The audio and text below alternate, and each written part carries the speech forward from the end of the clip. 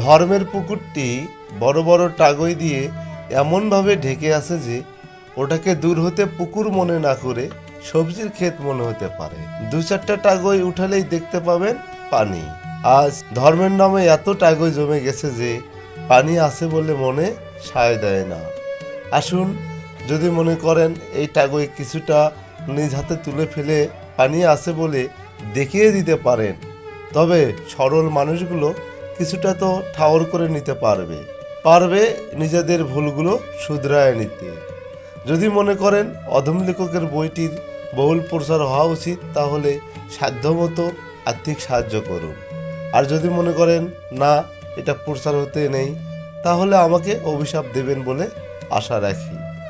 আপনাদের ছোট ছোট সাহায্যই একত্র করে যদি 1,00,000 বই বিনামূল্যে বিতরণ করে দিতে পারি, তবে আশা করি কিছুটা কম্পন শুরু হয়ে যাবে। যার আগে জান শরীফ, ডাক্তার বাবা জাহাঙ্গীর বা ইমান আল সুরেশ্বর।